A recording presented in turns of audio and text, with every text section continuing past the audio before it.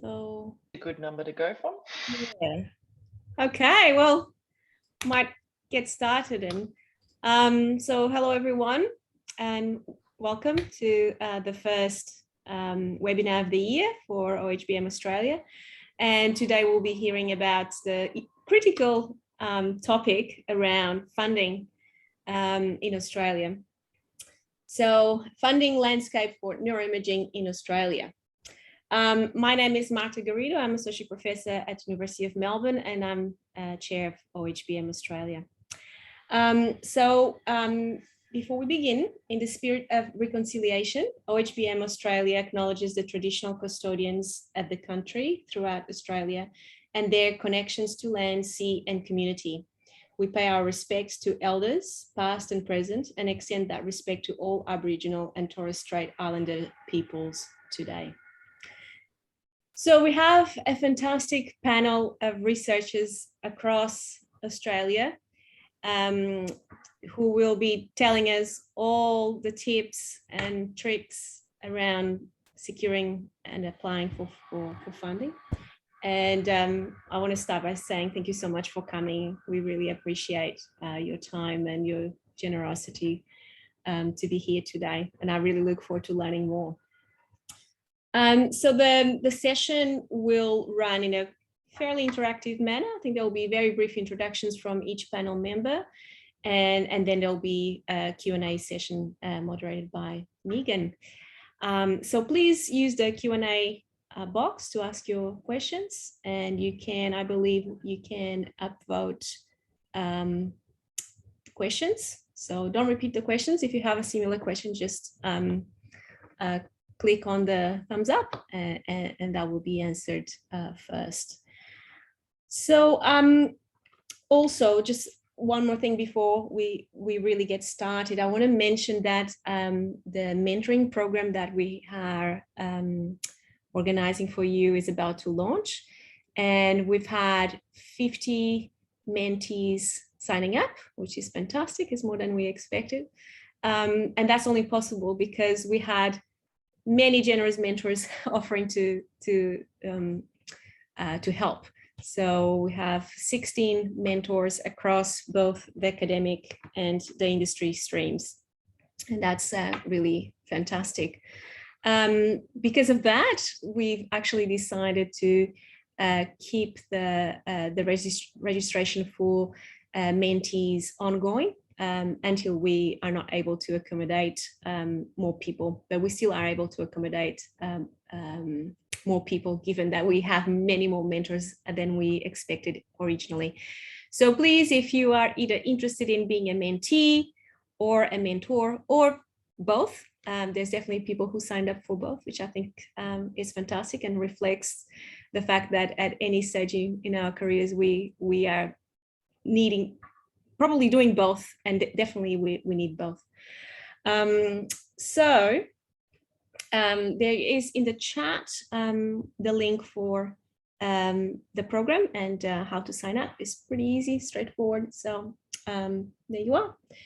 And for now, I will pass on to Rebecca Cooper, our OHBM Australia student representative, who's a PhD student at the University of Melbourne, and will be introducing the panel members. Thank you. Thank you, Marta. Thanks for that introduction. Yes, as Marta said, I'm a PhD representative or a student representative on the OHBM committee.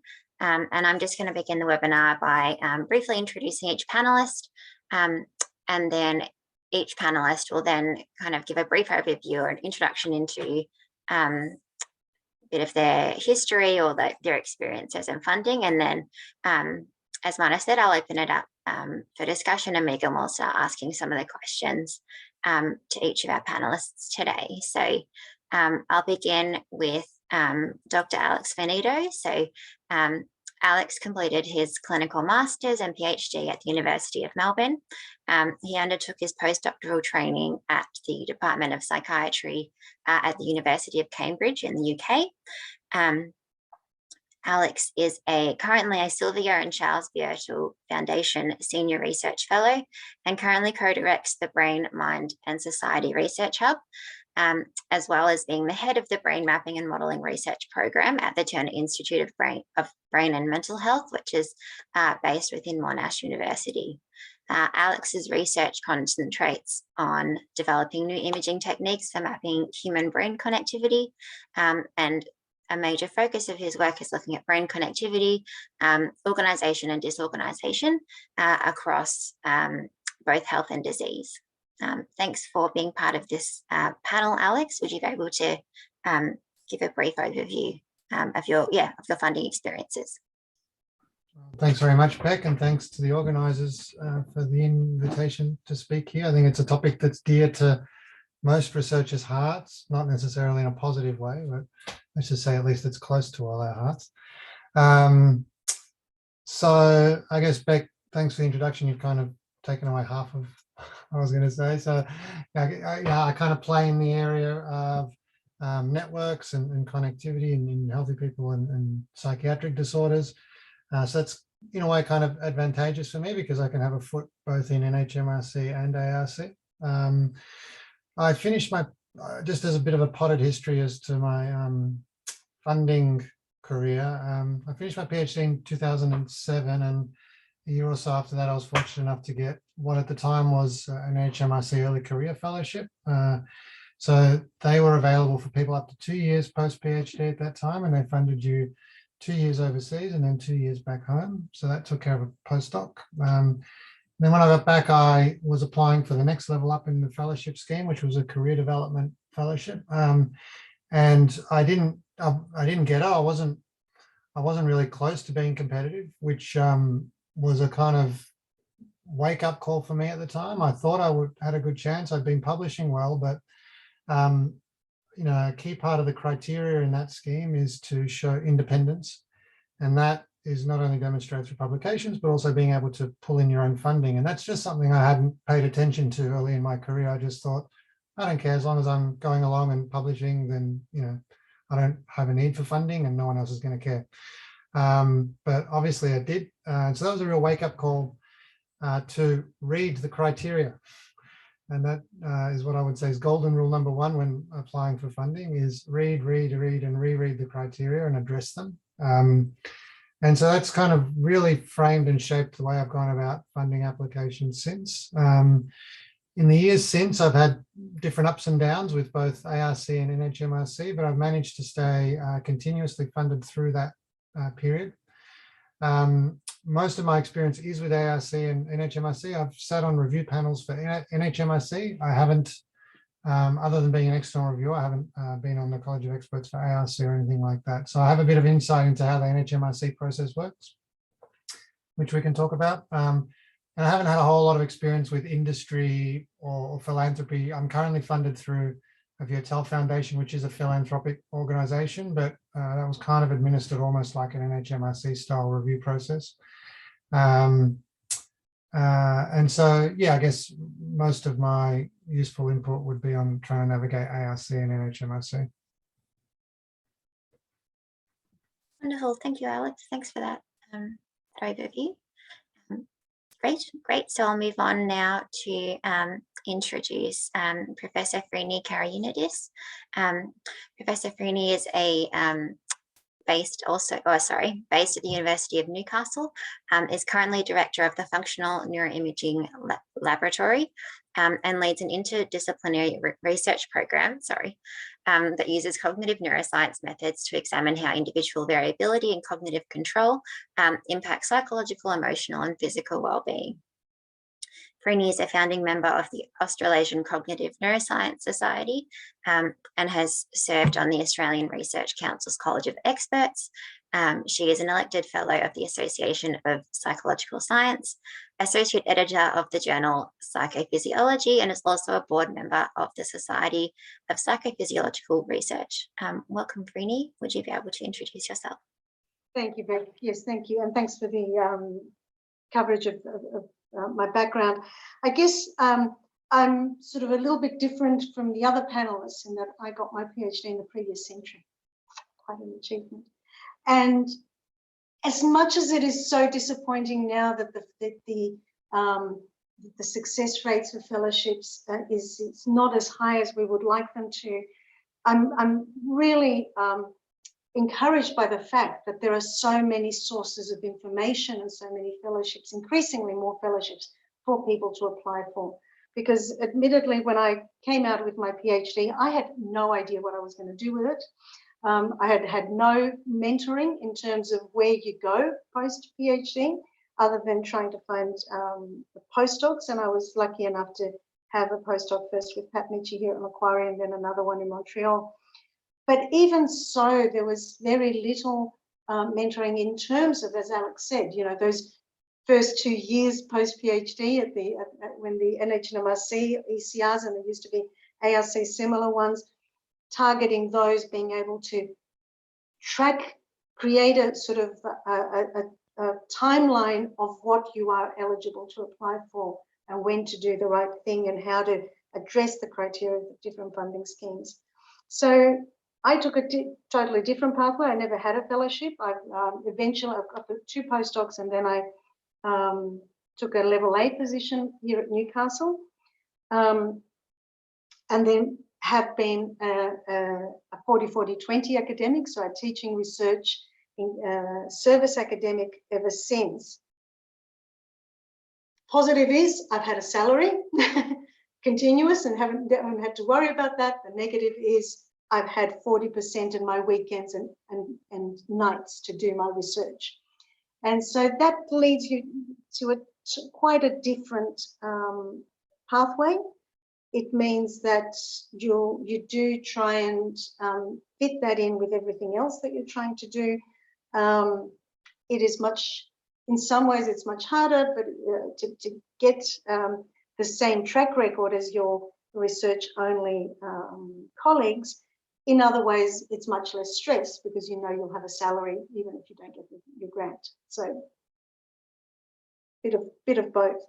In terms of success rates, it took me a while, and again, I think it was for me seeking, you know, as a young investigator seeking the right mentorship, that I didn't really start. I applied for a lot of small grants for the first 5 years as I was getting my teaching under control and so forth. And I didn't start applying for large schemes, national competitive grant schemes, until 7 years post-PhD. ARC and HMRC, as Alex said, I've been successful as a co-CI in HMRC, but only as a CIA in ARC schemes. And admittedly, I learned a lot from being on the college about how the system works and how to sort of put yourself in the best light. Still, there's no guarantees in this game, as we all know.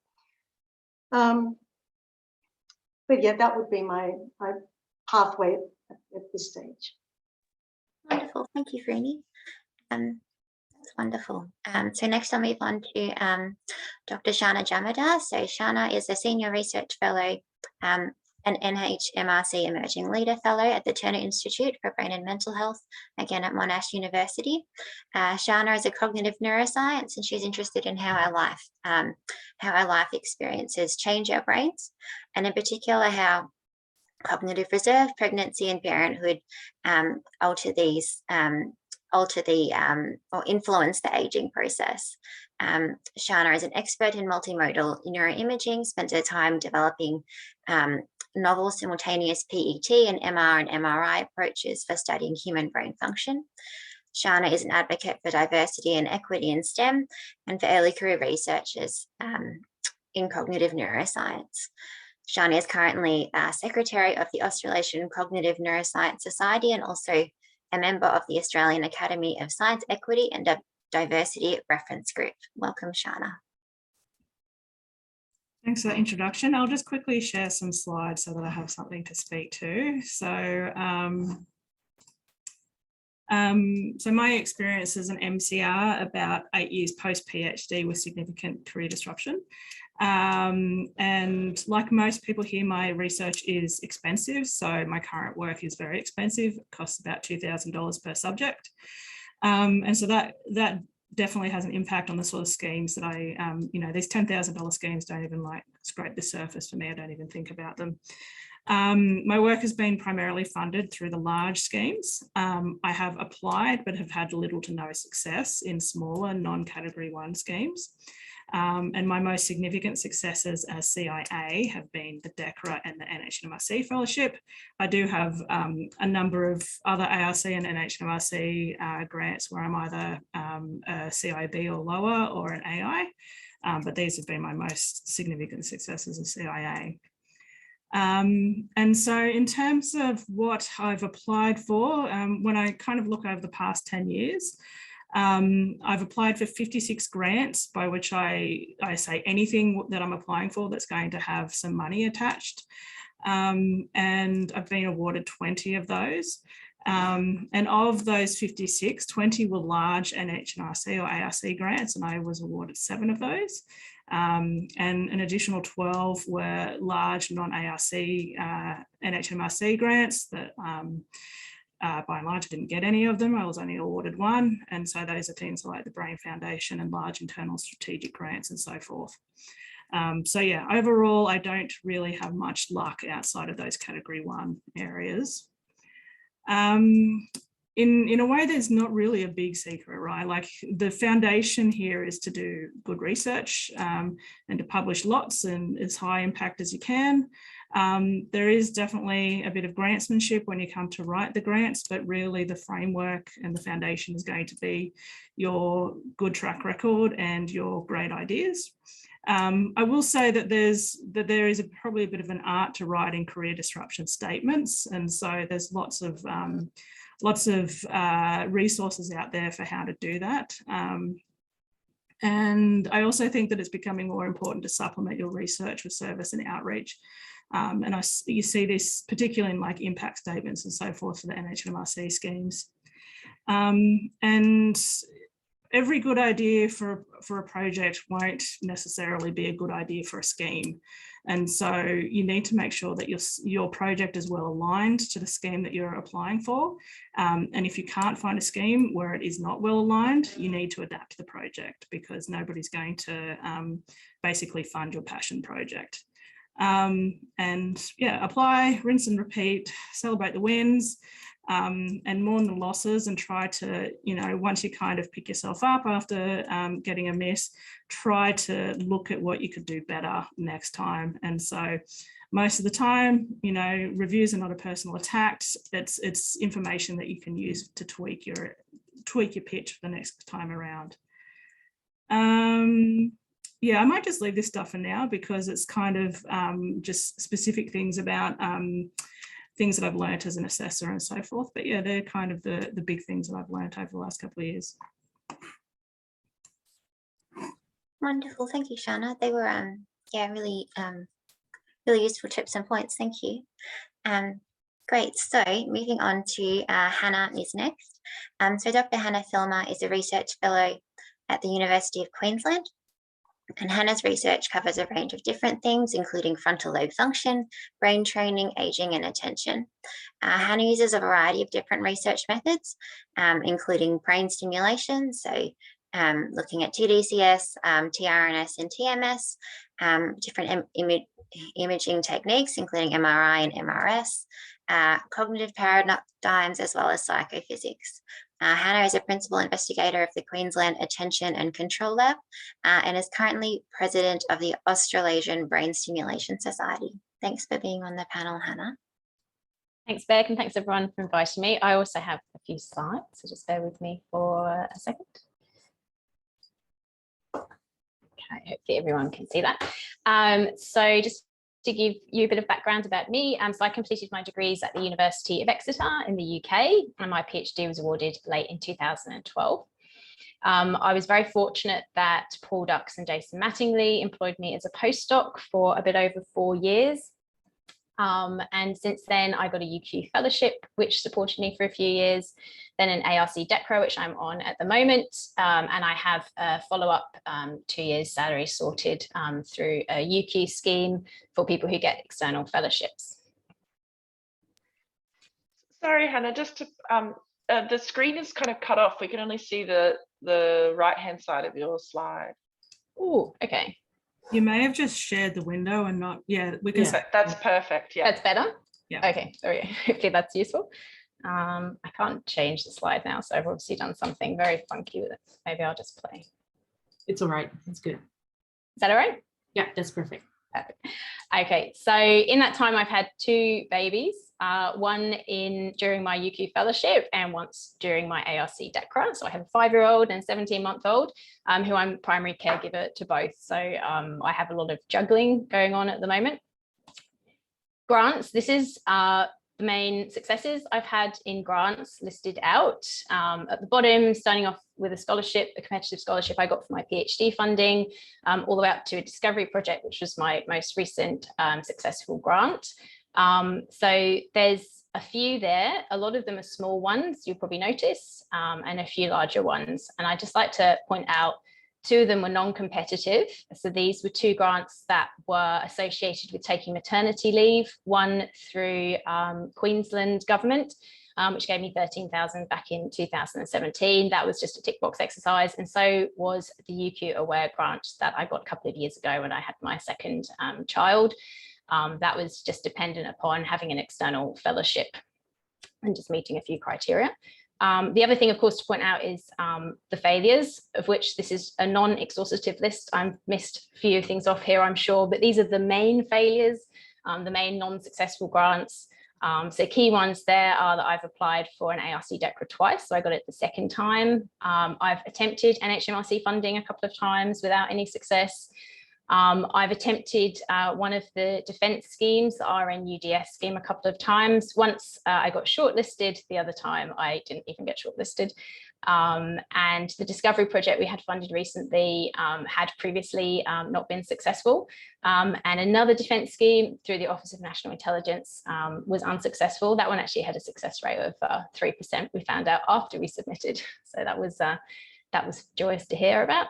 So there's quite a few ones that haven't got up through there as well. And the ones that I have been successful through are largely ARC, and also we do have one defence grant that we managed to get, which was through the HPRNet partnership.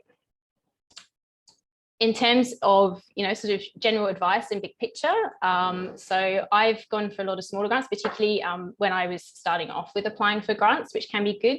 They're not generally very time consuming, and they can really help you get off the ground and show that you can run small projects, which can be useful. I think it's good to show a programmatic approach to your research. So you really want to be able to say in a grant, this is an exciting project and I'm the person to do this. I'm the person that's going to be well placed to do this. And that's best achieved by showing that you've been working towards this in some capacity. Obviously, your ideas want to be exciting and novel as well, but just showing that progression towards it can be good.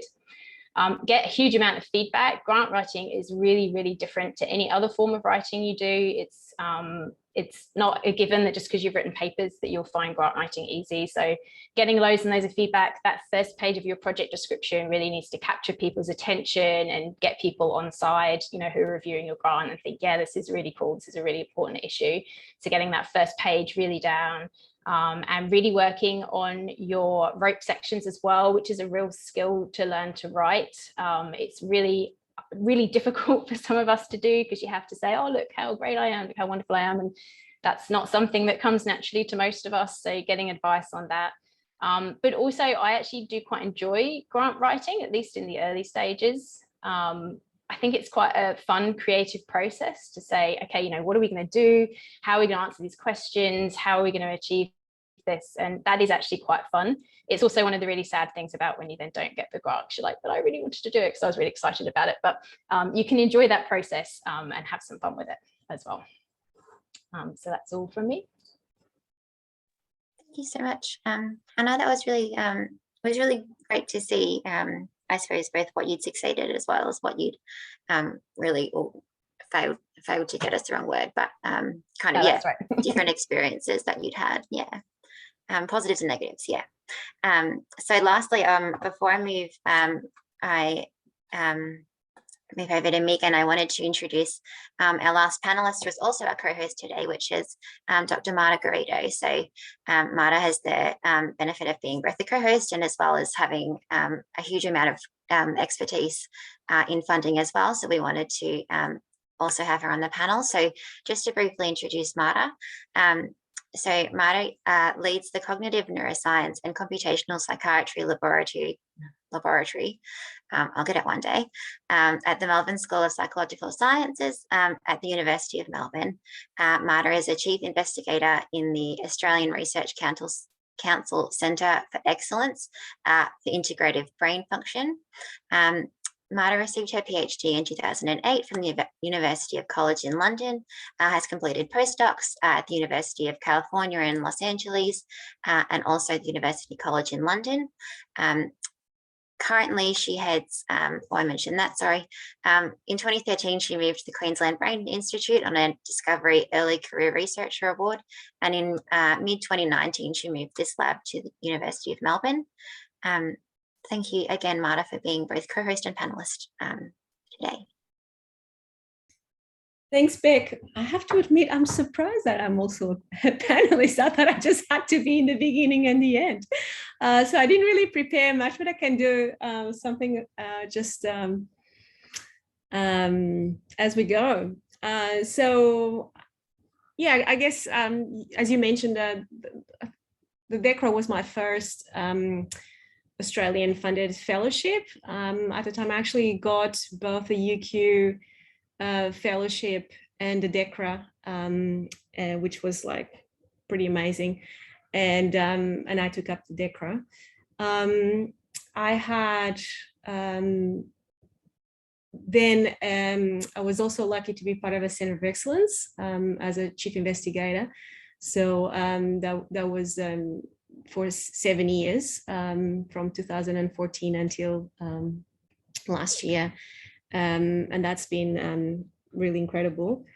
I've had, like Sharna and Hannah, I've had career interruptions. I had baby number 1 during my DECRA.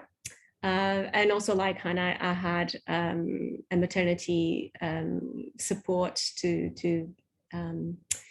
keep some of the projects going while I was still at the University of Queensland.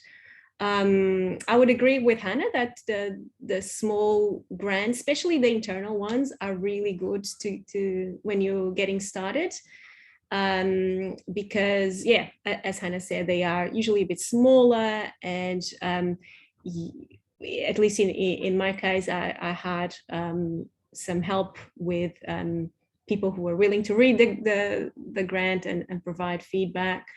So they are pretty good to sort of build up your track record, because it seems to be, unfortunately, that in order to get the next grant, it's good to show that you've had grants before. So starting with the small ones just put you in a better chance of getting the bigger ones. So yeah, at UQ, I've had a number of smaller or smallish research grants that helped me build up my team and my research. And I've also had a discovery project as a CIA, and that is a ARC funded scheme. So I've been much more lucky with ARC than NHMRC. I've applied for a few things with NHMRC, either as AI or CI, not the CIA, but CIB or CIC. But I haven't had as much luck with NHMRC. And I think that's it. Wonderful. That's a great, yeah. Thank you. Sorry to put you on the spot. No, that's okay. No, that was really great. Thank you very much for that. So now I'll pass over to Megan Campbell, is and also an early career research representative on the OHBM committee. Thanks, Megan. Thank you. Thank you, everyone. Again, just to reiterate what we've already said, thank you for making time to speak to our community and volunteer time like that. It's very generous of you all. And thank you, Marta, for wearing so many hats. And I also just wanted to quickly acknowledge our other two people on screen. We've got Stefan Bowman and Majestic, and they are also in the organising committee for webinars hosted by OHBM Australia. And they may or may not choose to use their powers as panellists to jump in with a question or a comment as we go along. And yeah, so yeah, I guess we as an organising committee kind of came up with a few questions to get things rolling, but we really do encourage the audience to pop anything burning into the Q&A and do upvote questions that you've also an interest in hearing the answer to, and we'll definitely make dedicated time to that if it doesn't sort of just flow into things. You've all done so lovely of you to share your own experiences and your successes and those setbacks that are inevitable. And that really does, I think, make it more encouraging to people who are at the stage of starting to plan applications, and even to people ongoing throughout their careers, because yeah, you kind of hear all the celebratory Twitter posts about, yeah, I got the thing. And it's kind of nice to know that even the very successful people that we have here on screen are also having to fight through those setbacks, and that perseverance is very impressive. So thank you. So I guess we've kind of covered that most things are centered around the two major schemes in Australia, the ARC and the NHMRC. So, and given that we have panellists who have served on the College of Experts and the review panels of those, I was wondering, yeah, if you could kind of speak to the broad strategy differences perhaps between the two. Obviously one's health and one's basic, but yeah, if there's some very striking differences in how to target those two big schemes, that would be great. Thanks. Anybody? Pretty good. I could start a little bit with the ARC. I haven't sat on an NHMRC panel, so I can't speak from that experience. But in addition, so I was on the ARC college between 2016 and 2018. So under Aidan Byrne, which I think was quite a, in my experience, was quite a different, had quite a different focus. I obviously don't know how the panels are run currently. But there are a few, and I'm also on the Medical Research Advisory Group panel. So I do assess about 5 to 10 applications a year for medical research eligibility. So obviously, number one, if you want to have any chance at an ARC, make sure it doesn't hit the medical research criteria. I think that is, I cannot imagine anything more disappointing than having an application that, you know, could have got funded and got knocked back. But I think in terms of how, and I don't know how much people know about the structure of the ARC review process. I think one of the, probably the biggest, the most important things to know is how your grant is reviewed, both by experts and non-experts. And that you're really writing to two different audiences at the same time. You are writing to the detailed reviewers, your peers, where the application will go, and hopefully very important that you accept to review each other's applications, because I think especially in our field, I can talk to that later, I don't want to raise that, it's very important. So they will be reviewed by 1, 2, 3, typically 2, but you know, sometimes you can get 4 reviewers, and that's the report that you get in the middle of the year, to which you have to reply, put in a rejoinder. But depending on that, the 2 general assessors who are sitting on the panel will take those reviews, will take your rejoinder, will read your grant and rate it themselves as well. And so the outcome, your ranking, will depend on the combined influences with some sort of magic formula of your detailed assessors, your general assessors with the knowledge of the detailed assessors' comments and rankings, and your rejoinder, and then mixed up with everyone else's, you will get a rank. I notice, and I know it's, you know, we do it without thinking, we use the word failure. I can tell you that very few grants actually fail insofar as saying no way in hell that this should or could get funded. Most grants are pretty good. I remember Aidan Byrne instructing us as College of Experts panelists, saying basically 60 to 70% of the grants are fundable. And then we have about a 16 to 20% success rate. So it's not failed, it's missed. You missed out. It isn't a failure.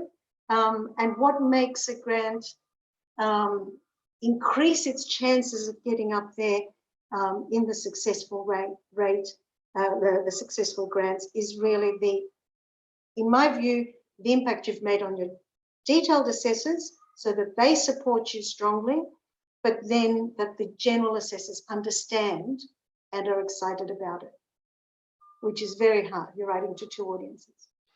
Yep, sounds nearly impossible, but obviously it happens.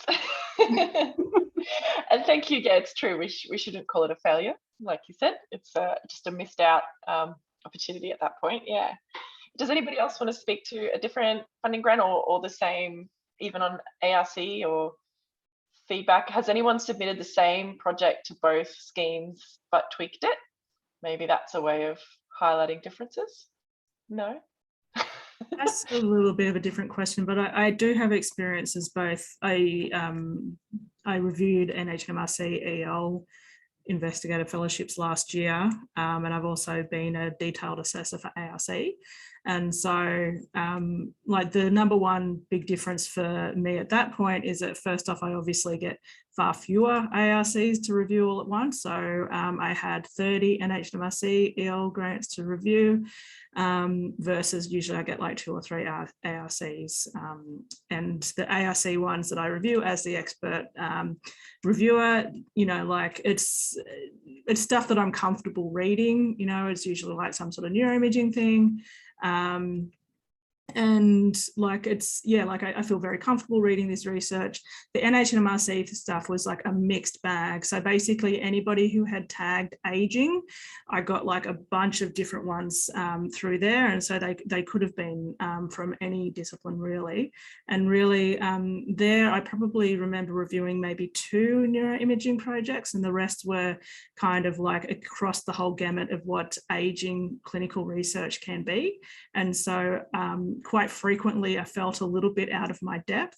And so in that case, I felt like the non-expert expert in a way. So in that respect, having grants that were written a little bit more, you know, less jargony and very clearly defined narratives that linked, you know, the background to the research and the implications was really important for that scheme because it's very easy to lose your assessor in jargon in those applications. So that was kind of my experience of the big 2 key differences there.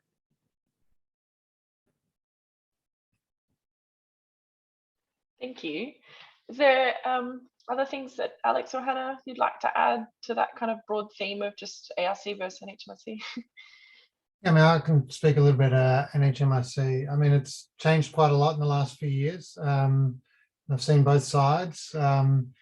So before it used to be the case that, you know, you'd have a panel on a particular topic, which was quite broad. So there'd be, say, a neuroscience panel and a psychology and psychiatry panel. And you'd get, I don't know, 12 to 15 people that would all go to Canberra for a week and they would go through quite a specific rigid process of evaluating each grant. Each grant would get about 20 minutes and it would get discussed and then people come up with final scores. With the new system now, that's all gone. So essentially the grants will go out to 4 or 5 reviewers and they don't necessarily discuss anything. You just get an average of the scores. In the early days, there was a discussion by exception. So panelists could nominate grants they wanted to discuss, but I'm not sure if even that's been abolished now. So I guess, you know, it does change the dynamics a little bit. And I don't know, I guess it makes it a bit more similar to sending an article out for review for publication. You just have a series of anonymous reviewers that don't really confer amongst themselves and you get some comments back and, you know, some average weighted score of that. I think, you know, the general points, I'd like to emphasize kind of Sharna's point that, you know, don't assume that your reviewer is really working in the area that you are. I mean, we're all, I guess, imagers in some way, shape or form in this webinar. Don't even assume that the person is an imager. You know, you can assume that they broadly work within neuroscience and hopefully within human neuroscience or psychology, but you know, you really want to tailor the grant to that kind of audience. And so that means really be cautious about jargon, be careful about explaining everything, and just try and simplify things as much as possible, because it really has to be a story that someone can follow, and try to put yourselves in the shoes of, you know, if, I mean, I've had to do this where I've had to review grants that are doing cellular neuroscience, or even things that are kind of looking at more neurochemistry. You know, so if you kind of want to put yourself in those shoes, like, what are the things that can help you understand a grant that is tangential to your area?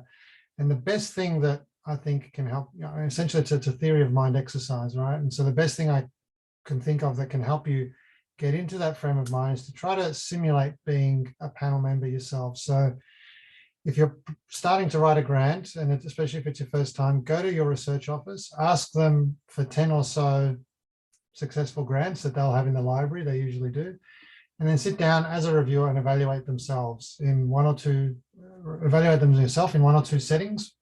Look at the scoring criteria, try to make the scores, write a brief justification for the scores, go through that process. And it really helps you get in the mindset of a reviewer, but also to sort of understand what works and what doesn't from a narrative and grantsmanship perspective. These are things you can sort of talk about and teach to a certain extent, but you need to have kind of been through some kind of panel situation to really get a feel for that. Yeah, I don't have anything too much to add to that because I have no successful experience with NHMRC to compare with ARC. But I would just add to Alice's point there that, you know, getting lots and lots of feedback, not just from other people you work directly with and who are probably in your field, but really try and be quite broad. If you have friends or colleagues who are, you know, well outside your area, it can still be really great to get their feedback on the writing and making sure that you're hitting that more generalist spot as well. Given that you've brought that up, we did have a question around the general kind of grant writing and grant advice. How do you seek out the right kind of readers to get the right kind of feedback? Is it largely within the grant office? Do you who do you ask?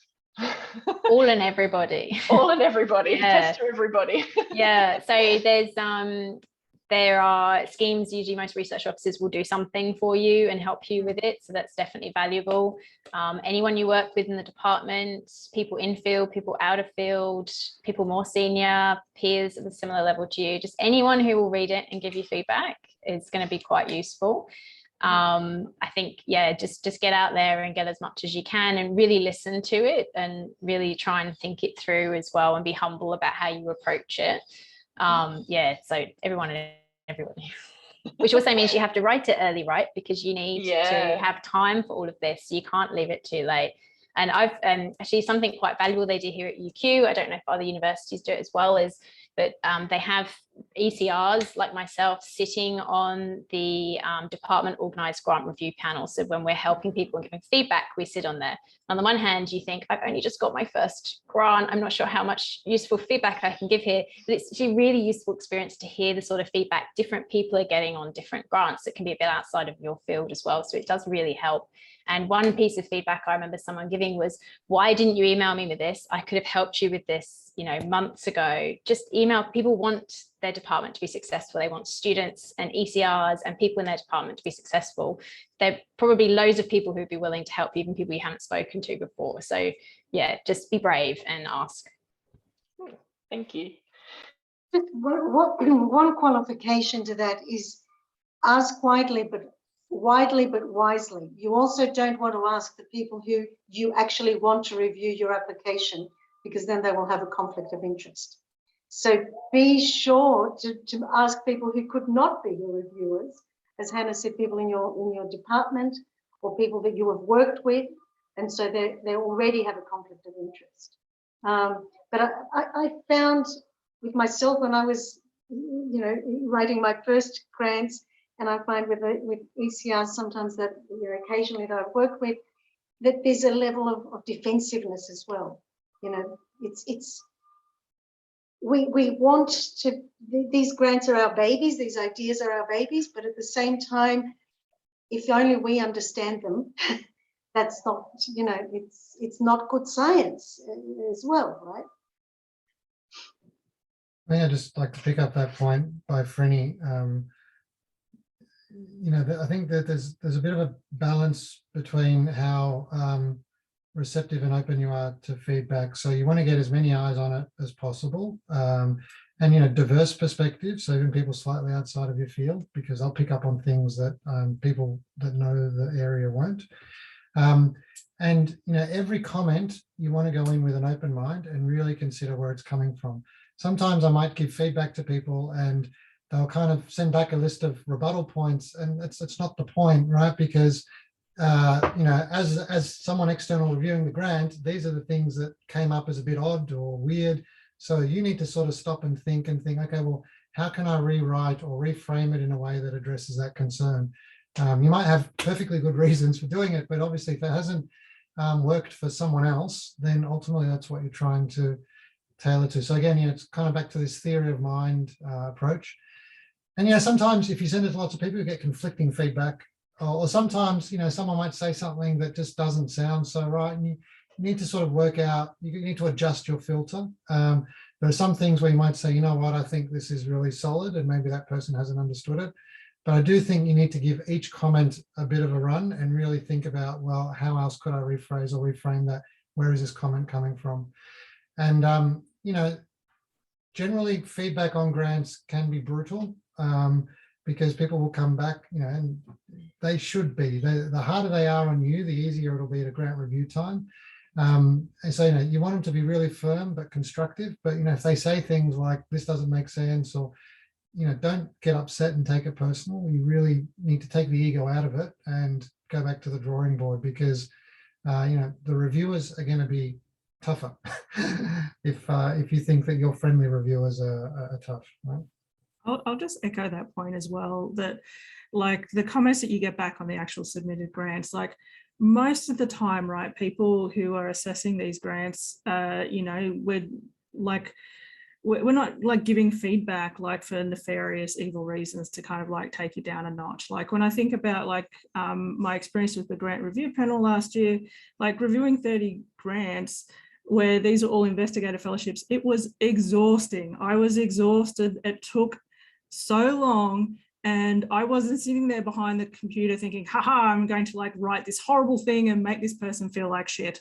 Every comment that I put in there was given as constructive feedback to kind of help, you know, if they don't get it this time, to get it next time. And I'd say that most of the time, that's what the assessors and the reviewers are doing. Like this is like a service contribution that a lot of the time is not acknowledged by our departments and so forth. And so we wouldn't be doing it if we just wanted to sit here and be dickheads to everybody. At the same, sorry. Just to sort of give a different perspective, as an ARC general assessor, the first round of DPs that I did, I had 120 that I was handling either as first or second GA, general assessor. So of those 120, I had to filter out, and many in my area and some not in my area, you can't give them all A's, obviously.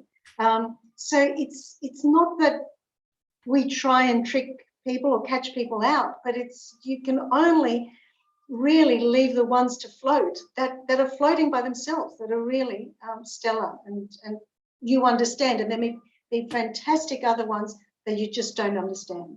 You can only go by your own understanding. I think I just want to mention, I think we're hearing from Frini's point and Alex and Sharna, the volume of applications that reviewers see and assessors. It's just so big that the ones that emerge are the ones that are actually more clear, perhaps. I mean, it's good science, but it's also very clearly written.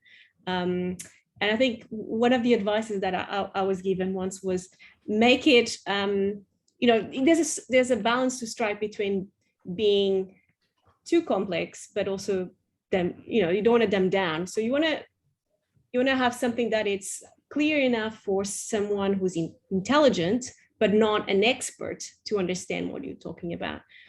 Which is why it's so important to give it to people outside of your immediate field. So, maybe give it to a neuroscientist who doesn't do imaging, and they will give you a pretty good feedback of what is not clear for that type of audience, who probably are going to be your reviewers or assessors anyway. I also wanted to add that in some departments that I've been in, definitely at the University of Melbourne, there are schemes for that help you review so basically they team up applicants who are going for a scheme, say they investigate a grant, and you'll be teamed up with another person, and you can help each other as you prepare your application. And so you're kind of giving each other feedback as you go along. And also both at UQ and Melbourne, I know there are schemes within the department to review each other's grant. So if you're putting in a discovery project, then you are already in this pool of people who are willing to review. So you kind of review for each other as well before it goes in, and that I think that's also quite useful. But again, going back to Hannah's point, that means you have to do it pretty early, which we're not always good at doing that, to give enough time for that review process. Thank you. That's really sound advice and really hitting home. Start early, get lots of feedback. Start early, get lots of feedback. I hope we all have got that in. So another key part of the application is really like you as the researcher, you as the person, so the ROPE, as it's called in ARC, the research opportunity and performance evidence statement. How do you have advice, guys, around that? Like, so in terms of publication track record, is it quantity or quality or both? Is it, how do you frame career interruptions? There was some mention in one of the introductions about the art of telling a story around career interruptions. Maybe it was Hannah who mentioned that. And yeah, so maybe speak a little bit to that part of an application, if you could please. Maybe Hannah could start.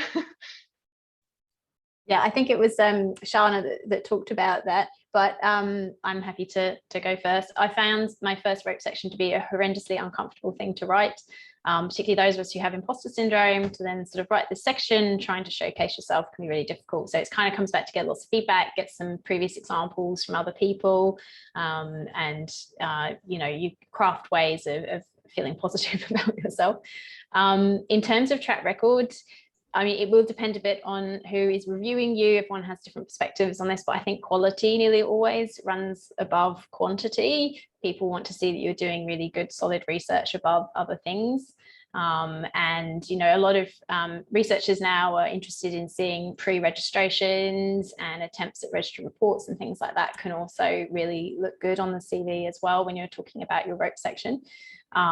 It's tricky, and I think finding the right statistics to put forward as well. Like if you're a young early career researcher, you're probably not going to have a great citation record. So don't use metrics like that, because they're not going to support you. Talk about how good the journals you've published in are, and other things like that. So I think picking the right thing for the stage of career you're at to support your application.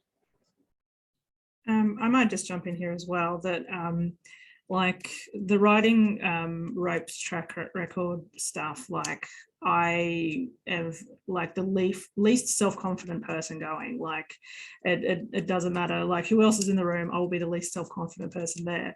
But what really helped me was that throughout the course of my PhD, and I have my friendly PhD supervisor down here as a panelist, is that she really helped me learn how to write about myself during my candidature.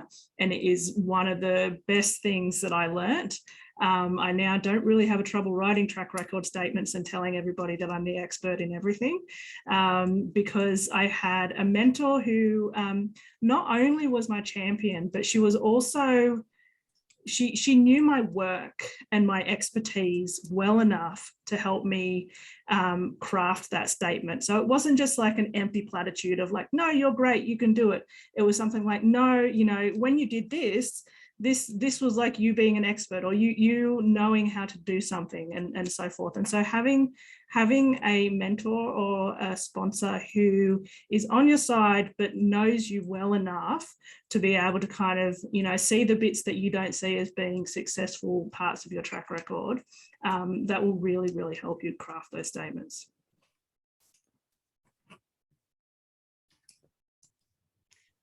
I want to add to that to me, it helps if I'm being very factual. So I'll just say, you know, here are the stats, you know, here's the citations for these papers. You can look at benchmarking yourself through a number of different tools. And again, the research office can be helpful in looking for those tools. But I think the trick for me is I'm just going to be factual, you know, and even when I'm a reviewer, I go read past the I'm outstanding or, you know, all these adjectives, you know, just give me the facts. You don't need to say that you are outstanding or the top. Just say, what are the facts? And that tells the story.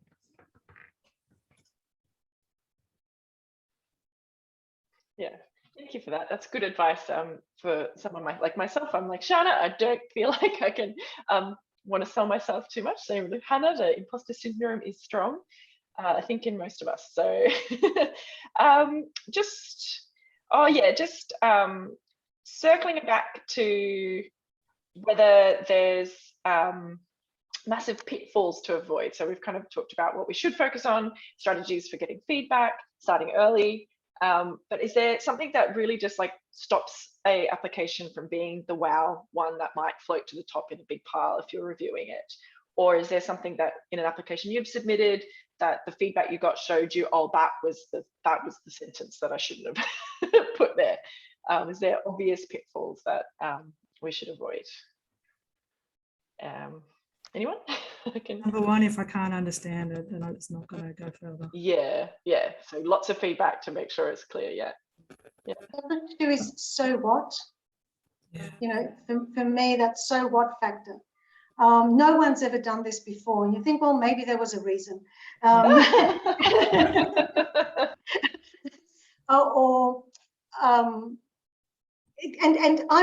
I was on the panel, I actually fought against this idea. The ARC discovery gives people that discovery label suggests that everything should be completely novel and completely from scratch. And I argued, no, incremental research as part of a research program can be discovery. But it's got to be more than just, okay, well, last year we did it with, you know, this group, this clinical group, or, you know, with young kids, and this year we're going to do it with older kids. That's not discovery. And I've been caught out by that as well, even though I think it is discover incremental. Other people, obviously, I didn't get it this year, thought it was incremental. So it's the so what. I've read DPs from very successful researchers who say, well, I've been funded continuously by the ARC for the last 30 years. And then I think, well, haven't you been doing this for the last 30 years? Why now? What have you achieved, and why are you doing this one now? How does it build? Now, for you guys, you're all mostly starting earlier stages, so you need to build why you. So, you know, not having a huge track record of funding, why am I the right person to do it? Why is my team? And somebody asked, I think, or it was one of your questions, do you need senior people on the team? Well, you don't need them. But then also showing that somebody, you know, one of the top national, international researchers in this field is willing to come on board with you and has either in a mentoring role or in a real role, I think is really important. It sort of indicates that, yes, you are the person who can best do this. And I think it's critical. There is a bit of a tendency to just kind of do the same sort of standard thing, but in a different context, especially with imaging. Like, it's not good enough to just say, I don't know, you're going to map activation or you're going to do some machine learning X. You know, it's always got to be either what is the core fundamental theoretical question that's being addressed? How is this work going to move the field forward? Or what is the practical outcome, right? And, you know, I think there's just a lot of grants just will get a bit of a so what if it's just kind of the typical, oh, well, you know, I've been studying this area of cognition and so-and-so thinks this theory and so-and-so thinks that theory. And so I've got a test between them. But, you know, I think unless it's like a really fundamental thing to the field, you know, those sort of grants are not going to go well. You just always got to think, you know, what kind of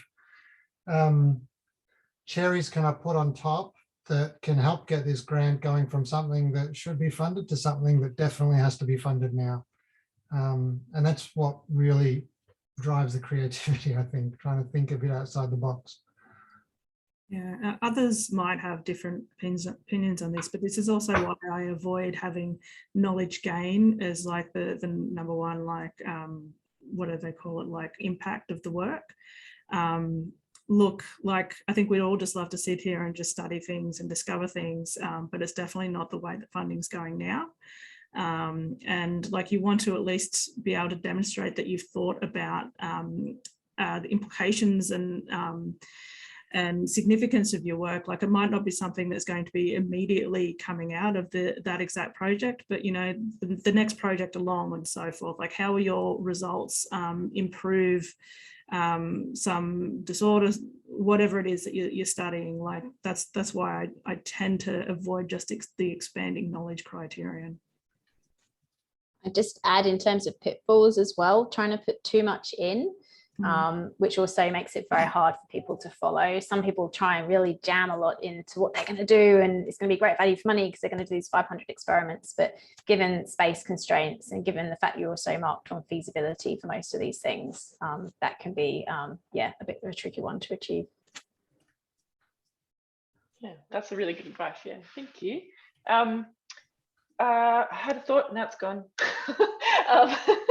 I'll circle back to some of the questions that are overlapping with some of the things that are coming up in the Q&A as well. So we had a pre-planned question around what other areas outside of ARC and NHMRC might be good project funding or fellowship funding, which, you know, to the panelists have different experiences within and without those two major schemes.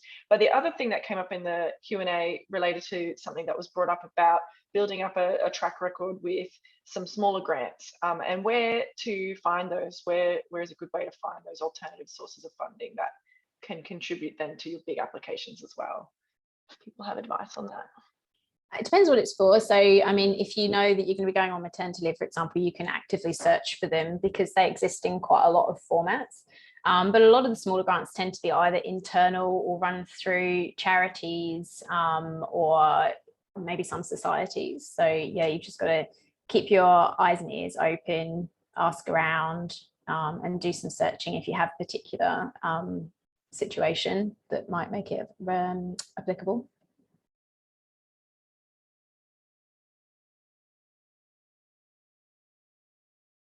And you said you did apply, Hannah, to some to at least one Defence Force, I think it was, scheme. Yes. Yeah. Yeah. So how are they different from other government schemes? Is it just very applied, like it has to be technology or application? No, not particularly. Some of the defence schemes are open to, you know, relatively pure science. They want to see that at some point down the track there would be some benefit for defence. But it doesn't have to be always immediate, depends on the scheme. They can be quite good because some of the schemes have expressions of interest, which are generally much easier to write than a full grant. And then if you're asked to put a full grant in, it doesn't mean you're going to get it, but you do then usually have better success rates than you would for schemes that just ask for full grants straight at the off. Defence quite often will work with you as well, particularly if you get shortlisted or your expression of interest is taken seriously. They might talk to you about, well, what they think would be useful from the sort of stuff you're talking about, and they can work with you sometimes on that. The grant applications, it depends on the scheme. They can be very similar to DPs. Some of them, a lot of them have much more specific targets and goals. You have to break down, okay, so within 12 months of project, I'll have achieved this, and then within 18 months, I would have achieved this. So it's not as much like a discovery where like, I'm going to do this over the 3 years. It's a bit more like, this is exactly how it's going to go. And you have a bit less flexibility in terms of that, like what you said you were going to do, you really have to stick quite closely to that, or negotiate with Defence about any changes. So it's a bit of a different process. Having said that, I mean, the scheme, there are quite a few schemes and they're all quite different. So the one that we missed out on last year was basically very similar to a DP process. It was managed by the ARC, so it was very similar. You went through a review process, very similar to a DP, but then they took the sort of top 10% ranked grants and gave those to a panel of military personnel to pick which ones they wanted to fund. So you had to write a grant that was going to be successful at the scientific review process, the same as a DP, but then it had to stand up when it went into a room of military people who chose what they thought was going to be the best project. So I think, as somebody mentioned earlier, I think it was Alex, like really reading through the criteria for these schemes is really important to make sure you're ticking their boxes, and to also understand who you're writing for, how it's going to be reviewed, how it's going to be assessed, and all those things, because they can be quite different to the grants that we're all more used to writing.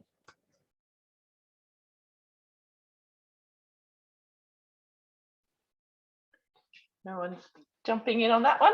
Thank you so much, Hannah. That's really good to know. And that's quite interesting that there's like a kind of collaborative part, perhaps, if you get past the first stage, that they start going, well, actually, this is interesting, but maybe this is what we want more. Yeah, so I was going to ask one of the questions from the Q&A that's been upvoted quite a few times. So it's more of a general sort of thing about how do you balance your time between writing these grants that can be very involved and actually the research that goes into that grant, like the track record that you actually need to spend time doing research in order to get the next grant as well, as just because we want to do the research. And does it absolutely have to eat into your non-work time? Do you always have to sacrifice weekends and evenings and the summer holidays in order to get into the grants, or is there kind of advice on how to avoid that? Not to mention school, parenting, teaching, all the other things that you're juggling. Maybe I can start answering that one. So managing all of that is pretty tricky. It's more tricky while doing homeschooling as well. But that's another topic. I think everybody has a different strategy for how to juggle it. I think probably everybody would say it's just really hard. In terms of eating into weekends and evenings, the good thing about having children is that they don't let you do that. So yeah, you don't always have that option of doing it on weekends and evenings. Having said that, when there is a deadline, I've done that. Of course, I absolutely have done that, but I don't do it systematically. I try to do all the work during the work hours for sanity. But yeah, if there's a deadline, you know, things happen. I'm totally guilty of having no work-life balance and work and life being completely interwoven.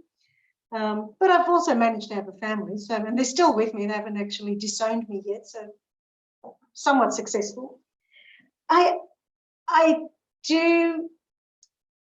get a bit frustrated when our university leadership or senior people advise junior people that you can have your cake and eat it too. I think it is hard work. And as Marta says, sometimes you have to do things at times where you're not, where you would prefer to be doing something else, especially as a 40-40-20 academic, which essentially means a 60, 20, 20 and weekends and holidays. You have to be very careful to balance that time. But I also think that with some planning, you can do that, because even with a 40, 40, 20 academic, you don't have teaching all through the year. So you then use those times when you're not teaching or not coordinating to increase your research.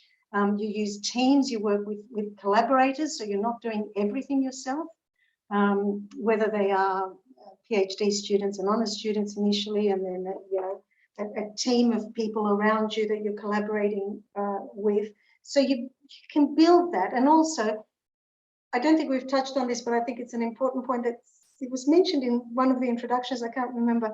You don't write every grant from scratch, right? You actually are recycling grants and building them, reformulating them for different contexts, but also taking your unsuccessful grant from last year, or your miss from last year, and revitalizing it and putting some more breadth. So you can do it, some of us less well than others, but and especially when you've got young kids, it's much more difficult. But they do grow, they're not like dogs.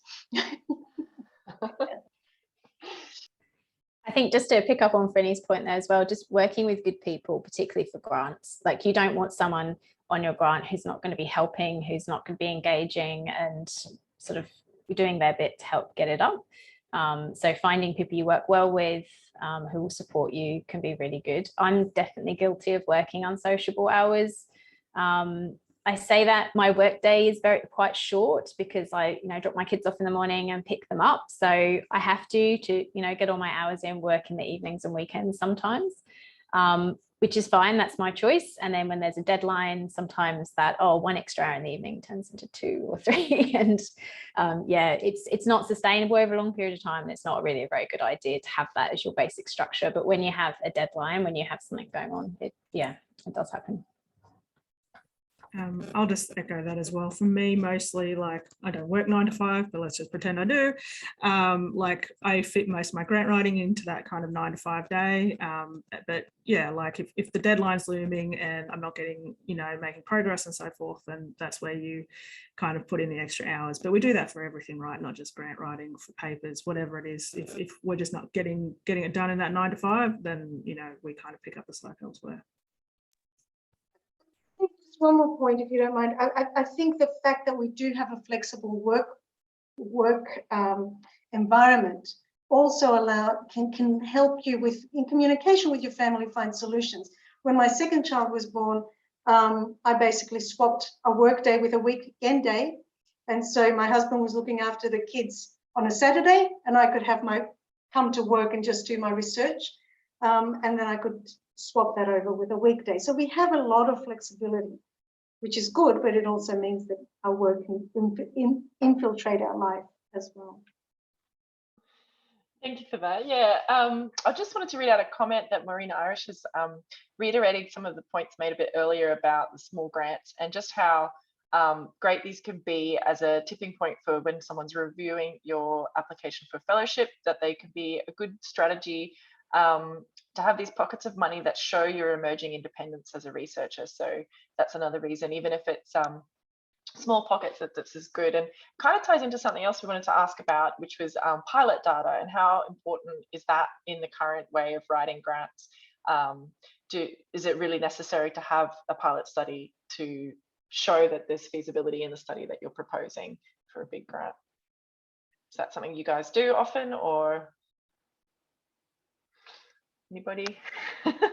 I always try to have pilot data. I get conflicting information. Some people say it's not so important for ARC, and then the next person next to them will say it's not so important for NHMRC. So I've never quite worked out which ones they're not important for, so I always include it. However, I will say, like helping with some DECRAs and so forth in this most recent round, I'd like to think that we as assessors might kind of relax it a little bit for people who've had no access to labs in the last 2 years. you know, especially if you're an experimental researcher who really depends on data acquisition, it's been virtually impossible for most of us at the moment. And so hopefully, you know, those in our community and elsewhere will kind of relax that a little bit for the next year or so. I think it can be good to show that feasibility, particularly if you're using a new method or something. Like if you've never done imaging before and you say, I'm going to run this massive imaging study, well, how do we know that you're actually, you know, going to be successful at doing that? And maybe you have someone on your grant who has that experience, so that's not a problem. But if you're sort of doing that on your own, showing feasibility of achieving these things somehow, whether it's pilot data, previous publication, something like that, can be really supportive.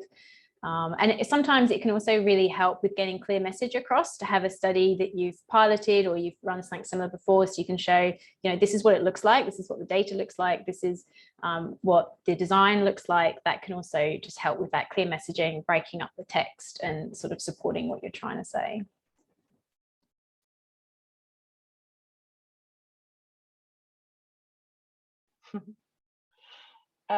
Yeah, awesome. So yeah, I think as well, there was some questions in the chat that kind of maybe ties into this as well, of if you've got research that has null findings and you've struggled to publish that, is there a way of kind of weaving that in, maybe sort of as proof of the opposite of what you're next going to try and do? Like, yeah, can you use that to your advantage in that grant application, even if you can't publish it? I guess was sort of a bit of a left of field question. I'd argue that null findings are publishable now, aren't they? They should be. I had one of my PhD students got his whole PhD with 3 null finding papers that had been published. Basically beautiful. By showing that you couldn't do it up, there was no other conclusion, and actually using Bayesian statistics to support the evidence in favor of the null. So I think the idea that null findings can't be published is an old idea. Yeah, has been superseded. Obviously, you have to have good experimentation and be able to show that it's not something that you did wrong that resulted in the null effect. But I think we shouldn't see null findings.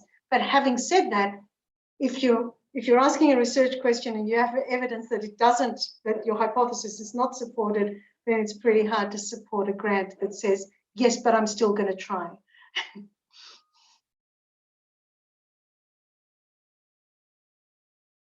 Well, I think we're getting close to the hour that we said we'd let everyone leave.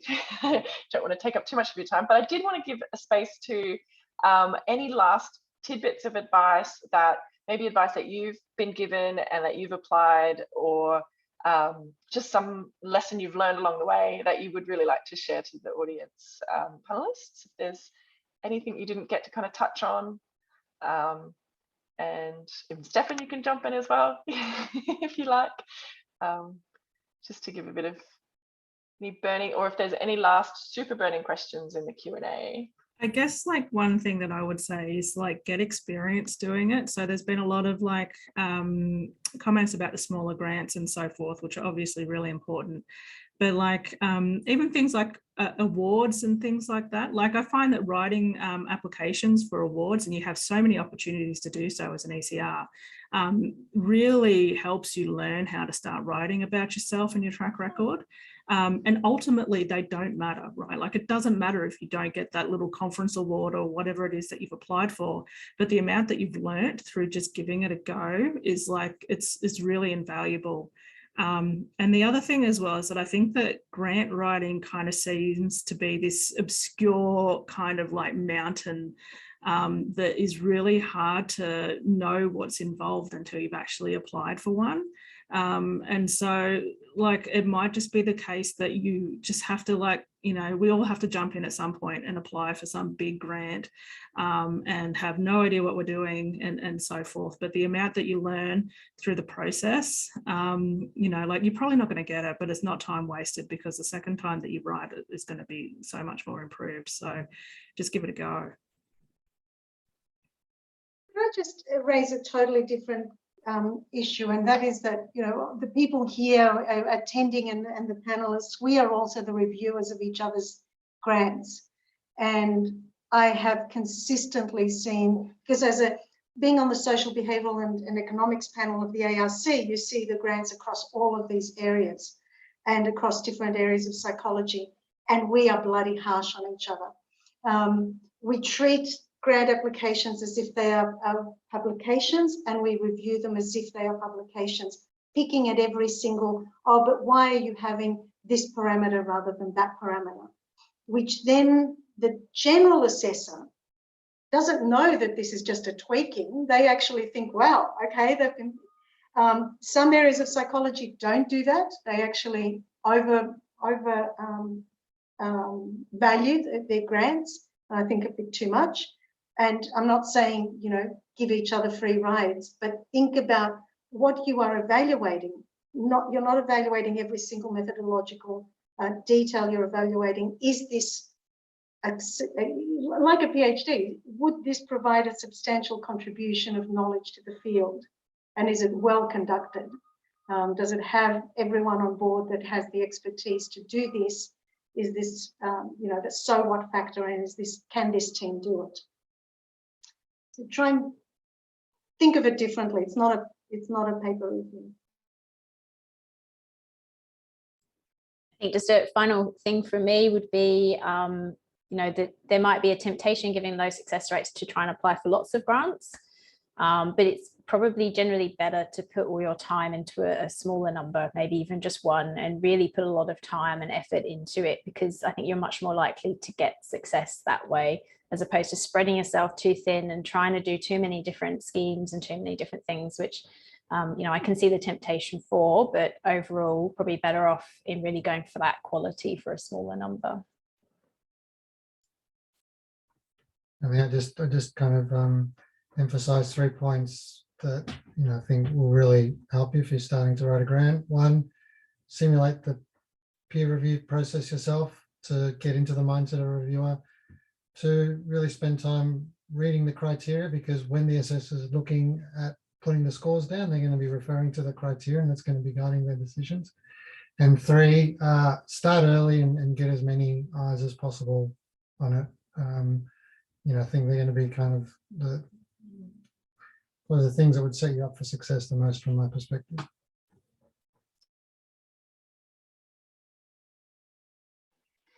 Thank you very much for the time you've spent, and also thank you for answering questions in the Q&A as they came up as well. That was really great of you to be all over the Zoom platform.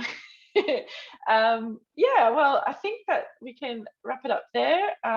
I think Marta's already mentioned we have a mentoring scheme that is its first year this year. So I think some of the people here are involved in it. So that's great as well. Thank you.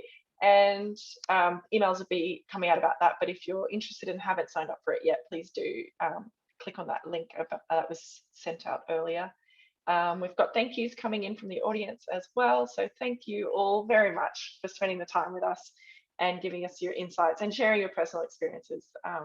So yeah, it's encouraging. I feel encouraged. I feel like I'm going to go out and draft a grant. Is there anything else you wanted to say, Marta or Beck? Or I just want to say, I just want to reiterate what you said, you know, being brave enough to just miss sometimes is what success looks like. So I'm so glad that you are inspired and confident to try. So yeah, just, you know, just try your best. So you will miss, but you'll get it next time and get support from the community. All right, well, thank you so much, everyone. The panel, Hannah, Alex, Frini, and Sharna, and also our lovely moderators, Beck and Megan. You've done an absolute wonderful job. And thanks everyone for your questions as well in the chat. So thanks everyone. I'll see you on the next webinar in a few months. Yes. Cheers. Bye. Thanks everyone. Bye.